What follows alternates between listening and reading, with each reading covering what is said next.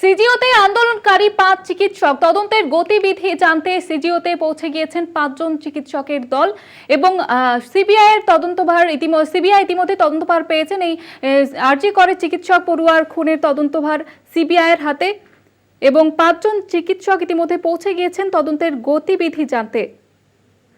CBI এর গতিবিধি এখনো পর্যন্ত স্পষ্ট নয়, তদন্তের এখনো পর্যন্ত স্পষ্ট নয়, যে কারণে কিন্তু সিবিআই দপ্তরে পৌঁছে গিয়েছেন ৫ জন চিকিৎসক।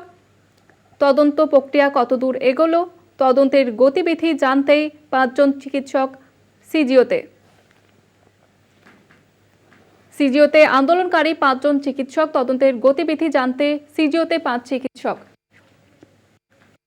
সিজিও থেকে সরাসরি রয়েছে আমাদের প্রতিনিধি রিয়া মাঝি। রিয়া, কি জানা যাচ্ছে, চিকিৎসকরা কি দাবি করছেন?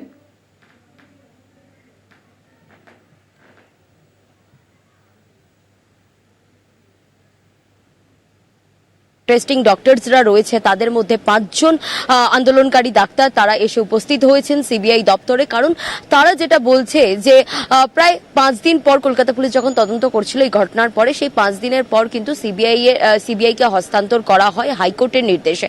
তারপর থেকে সিবিআই এর কাছে প্রায় ১ সপ্তাহেরও বেশি হয়ে গেছে এই কেস রয়েছে এবং তারা তদন্ত করছে একের পর একজনকে।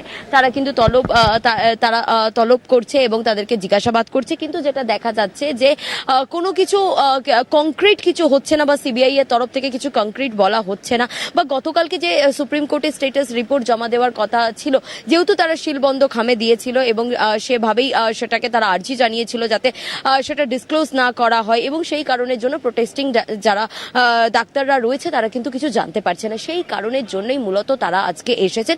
এবং আমরা জানি যে গতকাল সুপ্রিম কোর্ট তারা বলেছেন যে যাতে যারা প্রোটেস্টিং ডক্টরসরা রয়েছে, যারা আন্দোলনকারী ডাক্তাররা রয়েছে, তারা যাতে এই প্রোটেস্ট তুলে নেয়, তারা এই বিষয়টা সুপ্রিম কোর্ট বলেছিল। এবং সেই কারণের জন্যই কিন্তু মূলত এই ডাক্তাররা তারা দেখা গিয়েছে এবং আজকে স্বাস্থ্য ভবনের তরফ থেকেও কিন্তু বলা হয়েছিল এবং বলা হয়েছে, আর্জি জানানো হয়েছে এবং আর্জি জানিয়ে বলা হয়েছে যে তারা যাতে এই আন্দোলন তুলে নেয়। কারণ এখানে এই যে সরকারি হসপিটালগুলো রয়েছে সেখানে কিন্তু সরকারি হসপিটালে একাধিক ডিপার্টমেন্ট রয়েছে।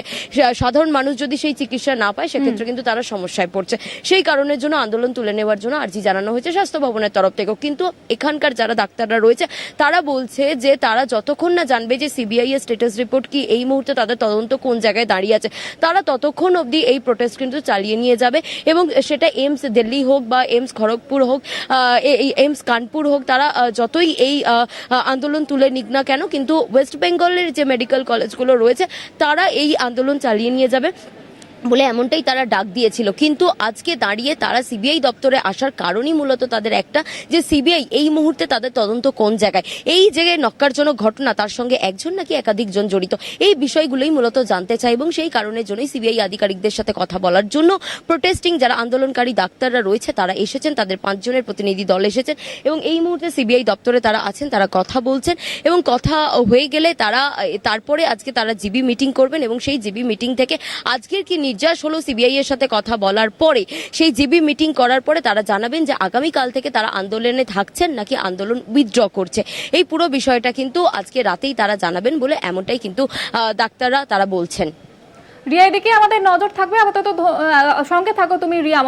যেমনটা আমাদের প্রতিনিধি রিয়া মাঝি সেখান থেকে সরাসরি ছিলেন এবং যেমনটা আপনাদের জানাচ্ছিলেন যে সিজিওতে ইতিমধ্যেই ৫ জন চিকিৎসক পৌঁছে গিয়েছেন এবং তাদের একাধিক দাবি দাওয়া তুলে ধরছেন। তদন্তের গতিবিধি জানতে সিজিওতে তারা পৌঁছে গিয়েছেন। সিজিওতে আন্দোলনকারী ৫ জন চিকিৎসক এবং তদন্তের গতিবিধি জানতে তারা আজকে সিজিওতে পৌঁছে গিয়েছেন।